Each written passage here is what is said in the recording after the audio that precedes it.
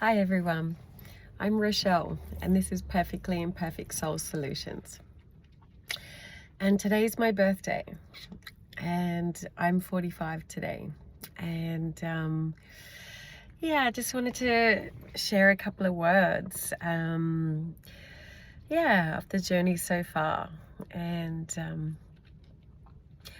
to be honest, it was only a handful of days ago that a part of me was crying that, I hadn't achieved everything that I thought I would by the age of 45, monetary wise, though energetically and spiritually, I've achieved far more. I'm so much richer and more replenished and healed. And, like everything, there's still always room for more. And, still very much on my healing journey, though what has come so far and the lessons and, it has truly been magical. It truly has. And, that's a special thing as well. When you believe in magic, you see it everywhere and you witness it. It's like classic case, and the same with miracles. People that believe in coincidences miss out on miracles, and I believe that firsthand. I've witnessed it firsthand. So, and monetary side aside, like even when it comes to money, and I'm not one, I don't believe in money is the root of all evil and things like that, and you've got to tread on people's heads to get to where you're going. I don't believe in that, and I believe if you align your passion and purpose, then that, abundance will come. It's the law. It's the law that I believe in anyway. The other law I do myself, I do enough that I keep myself out of trouble and fly under the radar enough, and but other than that, it's not really a law that I go by. And a little bit of coloring outside the lines is always good. So and I just wanted to talk for a little moment as well about the necessary journey of our the importance of our healing journey. And when I was younger, ADHD brain, a little bit, anxiety. I didn't know the word anxiety for many years, though once I did, it made sense. I just knew sometimes I was super confident, super extroverted, and then other times I wanted to withdraw and retreat and really needed to. And then, I would be a little social butterfly when I was with people, though then I did just naturally retreat. On my days off, I would just not talk, until 5 o'clock in the afternoon, and it was the best, and I'm still very much like that, so, like learning those things of how to fill our cup is definitely necessary and pretty much compulsory, especially for anybody with any sensitivities and things like that. You really do need to withdraw to replenish. And and one thing I was even seeing on Instagram the other day of people over 35, what would you say to people under 35? And then the next one sitting underneath, what would you say to your 18-year-old self? And to be honest, I would say the same thing, and would be to say the need to go on your journey and your spiritual journey and your healing journey, just to understand, parts of yourself. Was just 444 then on the clock. To understand parts of yourself, and filling your cup is a big one, because filling your cup, self-care, self-love, equals self-worth. And when you have self-worth, you're not just like that leaf blowing in the wind, so susceptible to just be thrown about by all these other forces. And yeah, and I've known that firsthand too, you know, when your self-worth is low, and all the little tricks that we do to draw attention to ourselves, though unfortunately it's the wrong people that notice that. And yeah, you know, I really did experience a lot of heartache along the way. And I don't say that in a bad way or a negative way. It was part of my journey, and it was part of the learning experience. And so, and that's something I would say as well, you know, when you look at your heartbreak and all your hurts, all your things that were done to you, all the times that you felt like a victim, all the times that you felt powerless or less than, it's all necessary, because it helps you readjust, realign, refine, and go again. You know, it's like that classic case, failure is only a chance to more intelligently begin again. And it's relationships, but it's all areas of life. And though when it comes to relationships, it is super important that we sort of know ourselves enough and have enough self-worth in our tanks that we can see through the BS. Basically, we can see through the bullshit. And, you know, and not only that, that you love yourself enough not to stay just to have somebody by your side. And yeah, you know, and even that, all of those situations that I walked away from and things like that, yeah, I look back now and I just think all the beautiful people that I've met along the way, and all the different experiences that I've had, and thrown myself in the deep end and pushed myself to different limits. And yeah, it was freaking scary sometimes, though. It's yeah, you grow, you learn, you evolve, and you change, but in a good way. And change, you know, change is a funny word, because change can be, oh my gosh, you know, one of the scariest words in the, you know, dictionary. Though change is really necessary. You know, it's really the only thing that stays the same is change. So as we can get more comfortable with the uncomfortable, and at 45 I'm still learning this and I'm still embracing this, that yeah, like it really is just part and parcel of life. And yeah, though some of those relationships that I was in, if I had known what self-love was back then, and real self-love, not just, I mean, it's all part of it, but not just drawing yourself a bath or getting your nails done or getting your hair done, even though it's part of it. And I actually did color my hair a little bit yesterday, because I'm a hairdresser, I can. And yeah, so, you know, a little zhuzh.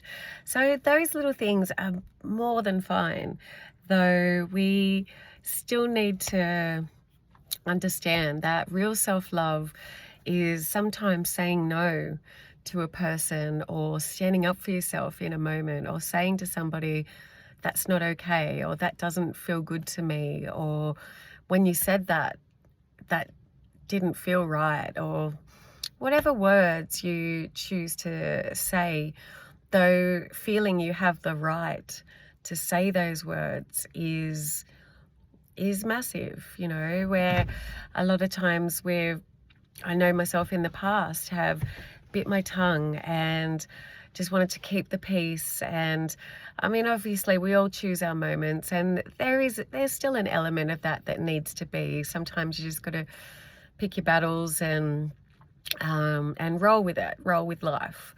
But as soon as you get a chance to say to that person, say if you're out and about and something goes down, that chance might not be the perfect moment to bring that up. Though as soon as you get a bit of quiet time, just you and them, call it and say to that person, you know, what was with that? You know, are we okay? Because for you to say that, that felt like there was something underlying there, or better still, just to know that's not somebody you want to be around, and choose that. And yeah, when you fill your cup and self-care, self-love, then you actually, and even learning to love yourself enough to want to be by yourself and spend time alone. And spending time alone is actually, oh, it's a gift. It is a gift. It's not a punishment. It's not painful. It's, yeah. So I remember the first time that my friends were going out on a Thursday night, and it was a winter night.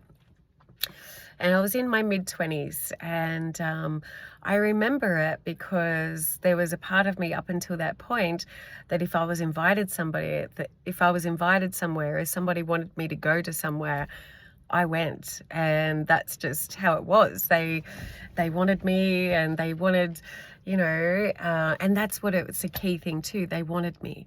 So when you want yourself, and when you love yourself enough to, you're okay. You're okay. So, but yeah, this night I got home. I just worked 12 hours on a Thursday. It was freezing. It was winter, and I just had a shower. I just put my Uggies on and my dressing gown, and I was plonked in front of the heater. And a friend of mine, a mate, rang me to say, "Do you want to come out, Shell?" And I looked down. I looked down at myself, I looked at the heater, and I just went, no, I'm okay, but you go, have fun, you know. And yeah, and that was this fully empowering, liberating moment for me, because up until that point, rain, hail or shine, I would have gone. It wouldn't have mattered how uncomfortable I was, how tired I was, how depleted, you know, I would have went. So it's all those little ways that, yeah, that we learn to love ourselves. And yeah, just doing little things like, you know, one of my favorite things in the morning is just putting the kettle on and having a green tea with just a little bit of honey. Doesn't have to be a full hardcore teaspoon or anything, just a little bit of honey. It's got antibacterial, antimicrobial, and it's like a gentle energy. Like I still might have a coffee, though it's a more gentle energy, and it's more ease in your body, and it doesn't like trigger. I can't click with this hand. I can click with the other one, but it's got my phone right now. It's yeah, it doesn't fire the adrenal glands off on point blank range, and it's not just hitting your gut, which gut health is a big one. If you're talking mental health and anxiety and things like that, if you're just throwing a coffee in on an empty stomach, then yeah, you really can. It's catch-22, because sometimes we need coffee to be a leveler when you're depleted, but that on an empty stomach can sort of fuel you the wrong way for the day. Same as sugar on an empty belly for the day. So, and yeah, so I just wanted to record this on my birthday, and there's more to be shared, though I just wanted to pop these words here for now, and just record me at the age of 45 and the curveballs that I've been thrown in life. Though, be down for a little while, feel it and heal it, you know, feel it, write it, you know, release it, forgive, compassion is a massive one for ourselves, to understand ourselves, to forgive ourselves, and to learn how to forgive others. And let other people off the hook for their wounds. You know, not everybody that's hurt you did it with full, you know, callous intention. So, you know, we're all just wounded souls walking the earth, and we all have trauma. We all have our triggers. And like I say, you know, when somebody's got a broken arm or whatever, you know, something in a cast or something like that, you know, to be mindful of that, you know, that they're, you know, something's hurting there, and you know to leave that alone. When somebody's got their emotional wounds, you can't see them. And so we have to give grace to that for ourselves too. Like when somebody's hit on something of us, then, you know, this is again where it comes in of how we choose to fill our cup and things like that. Because when your self-worth tank is full, you're more inclined to just respond rather than react in a moment and fly off the handle or go into defensive mode or anger or aggression, or suppression and resentment and things like that. So, and also part of loving yourself is letting go of being nice. You know, I would say, you know, I'm such a kind, caring, loving, giving person, honest, truthful, the whole bit. Though, and yes, you know, I am nice, though I'm not always nice. And that has come with time, because niceness is tied into people pleasing. And people pleasing is basically suppressing a part of yourself to please another in a moment, even though that wasn't what you ideally wanted to do. And yeah, sometimes we do have to take one for the team with our loved ones and things like that. You know, there is consideration and cooperation and all of those things, factors that come into play, that it might just be our turn to do something that we, you know, ideally don't want to do, but knowing that that person would do the same for us in the return.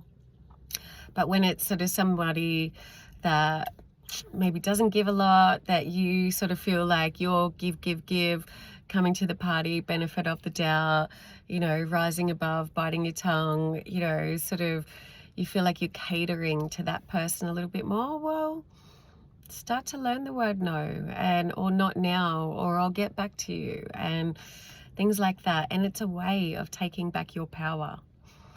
So, which is all so vital to feel good and to look good and to vibrate high and to not be susceptible to people like that. Because sometimes people like that, 9 times out of 10, they will get their back up in a moment, though it helps sift through the crowd. So we can they have a choice. If we're going to be standing on a little bit more of a grounded energy to say yes or no to something from a solid place, then they have a choice whether they want to keep us around or not.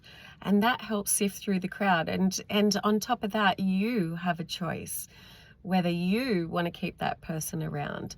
And so, like I'm saying, as you start to fill your cup and things like that, you start to see these traits. And yes, they're still wounds, though again, you get to decide how and whom you choose to spend your energy with, and it's vital. So yeah, so anyways, I woke up this morning and I did a little bit of yoga, had a little stretch, and had a green tea, had lunch with my father, and just about to have lunch now with my partner, and dinner, sorry. And yeah, so and I'm just sitting here down at the water right now, and just taking in, it's a bit windy out there, so I'm staying in the car. It looks nicer from afar. So I'm just going to leave that at that for now, but I just wanted to put these words here as a little bit of memorabilia on my birthday, and me at 45.